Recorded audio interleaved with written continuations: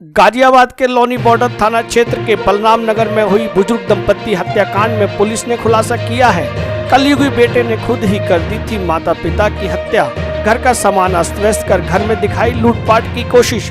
कलयुगी बेटे ने अपने माता पिता को तार से गला घोंटकर उतार दिया था मौत के घाट। सारी संपत्ति खुद कब्जाना चाहता था हत्या आरोपी बेटा रवि। छोटे भाई गौरव की 2 साल पहले हुई मौत के बाद से गौरव के बच्चों की ओर हो गया था मृतक दंपत्ति का ज्यादा झुकाव। बुजुर्ग माता पिता गौरव के बच्चों को देना चाहते थे संपत्ति का अहम हिस्सा।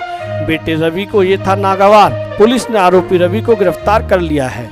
11 जून को एक सूचना मिली थी शाम को कि एक बुजुर्ग दंपत्ति जिनकी उम्र 70 और 63 वर्षीय थे दोनों, इसमें जो पुरुष थे उनका नाम सुरेंद्र सिंह ढाका था और उनकी पत्नी श्रीमती संतोष ढाका, इन दोनों की डेड बॉडी इनके घर में बलराम नगर डी ब्लॉक में ग्राउंड फ्लोर पे और फर्स्ट फ्लोर पे दोनों की बॉडी मिली थी।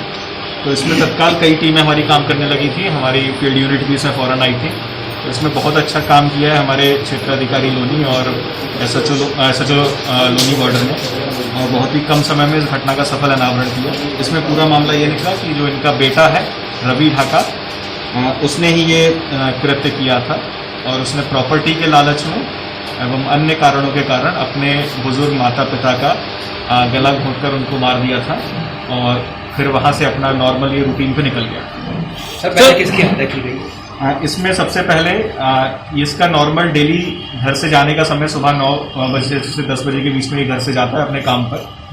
तो ये उस दिन नहीं गया, उस दिन थोड़ा लेट गया और सबसे पहले इसने अपने पिता की हत्या की, उनको एक चादर डाल के एक साफे से।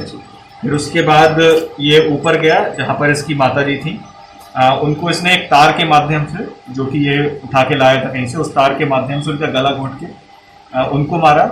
फिर उसके बाद ये दोनों को मारने के बाद अपना घर से अपने नौकरी पे काम पे चला गया। फिर वहाँ से दोपहर को 1 बजे वापस आया, लेकिन 1 बजे ये घर में नहीं गया और ये घर में ना जाके वहीं पर पास में एक जगह पर कुछ इसके साथी जुआ खेल रहे थे, ताश खेल रहे थे। तो वहाँ पर ये जाके उनके साथ ताश खेलने लगा और लगभग 6-7 बजे तक इसने वहाँ पर ताश खेला उनके साथ। और किसी भी इसका उद्देश्य ये था कि ये सोच रहा था कि कोई ना कोई घर पर आएगा तो वो सूचना देगा और सबको ऐसा ही लगेगा कि मैं मौके पर नहीं हूँ तो इसने घटना नहीं की। तो इसके अलावा इसने जानबूझ के घटनास्थल पर सामान फैलाया था जिससे ऐसा प्रतीत हो कि घटना लूट के उद्देश्य से हुई है, लेकिन कोई भी कीमती सामान वहाँ से नहीं गया था।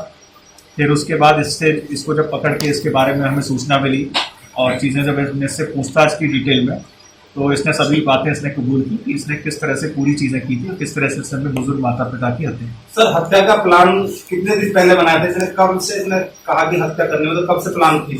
इसके प्रॉपर्टी का इशू काफ़ी समय से चल रहा था। इसके छोटे भाई की डेथ के बाद से ये चाह रहा था कि ये प्रॉपर्टी में ज़्यादा शेयर इसको मिले, लेकिन जो इसके माता पिता थे वो चाहते थे कि जो इनका बेटा जो मृतक था उसकी पत्नी को, उसके बच्चों को थोड़ा ज़्यादा शेयर मिले। उस बात से ये नाराज़ था और उसी कारण से इसको पैसे की तंगी भी रहती थी। इसी कारण से प्लान इसके दिमाग में था, लेकिन उस समय इसने 1-8 दिन पहले ही लगभग इसने प्लान बनाया था, जैसे कि इसने पूछताछ में बताया, और इसके बाद उसने प्लानिंग के अकॉर्डिंग दोनों ही बुजुर्ग माता पिता को मार दिया। सगे माता पिता थे ना सर इसके?